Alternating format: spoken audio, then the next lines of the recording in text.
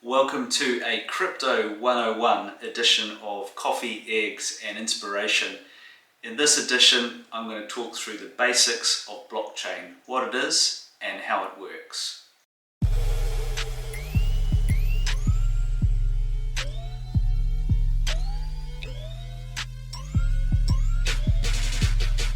Cryptocurrency and blockchain, the technology it all works on, is becoming increasingly popular, and unless you've been living under a rock, you definitely would have heard of it. But what is it? What's blockchain? Well, blockchain is a type of decentralized database. A database is just a collection of information that's sort of organized in a searchable format.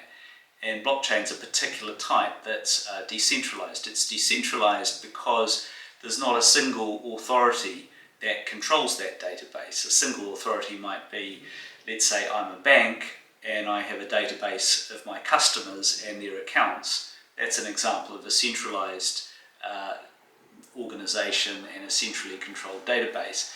A decentralized database exists in a number of different places, nodes, computers effectively all around the world, each of whom has an identical copy of the information contained in that database. So that's the decentralized database element of it.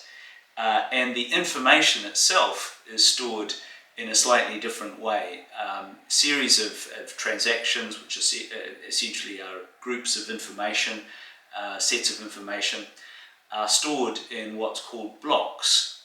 And each block contains a series of transactions, finite in size, and each block is then joined to each other. Sort of imagine a sequence, one after the other.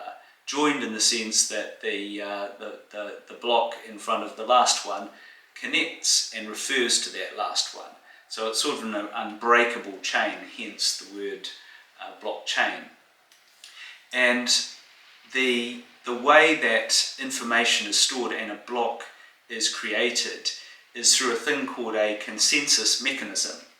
And a consensus mechanism is an algorithm, if you like, that creates a governance, so to speak, where the nodes, the participating nodes, decentralized computers in this network will agree on and validate a transaction. And if 50% or more of them agree a transaction is valid, the block is created, it's linked, and it becomes part of that chain, sort of like a fly getting caught in amber and being preserved in that way forever.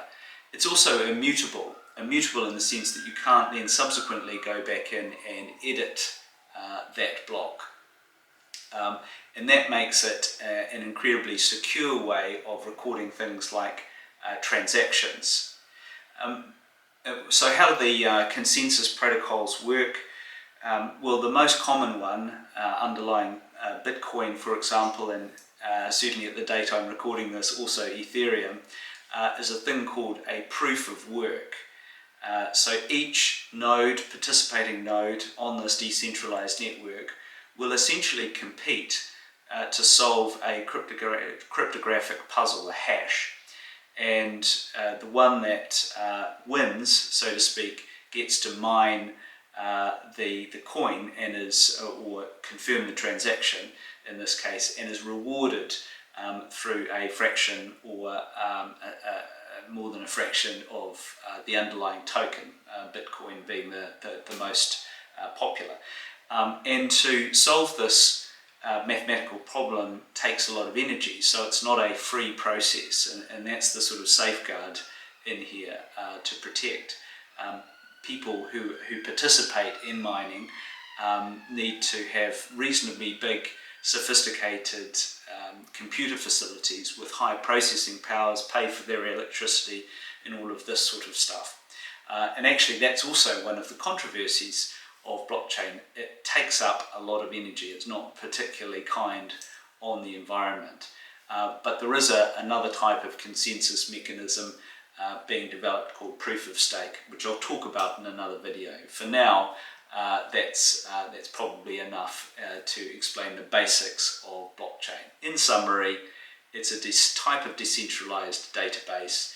It's maintained and governed by a set of nodes, not a central authority, but a set of computers and miners around the world, each of whom has a role or a right to compete, to confirm a transaction. They do that through a proof of work, a mathematical exercise that takes energy and time, but they're rewarded for that through a token, a fraction of a Bitcoin, for example. I hope you enjoyed that.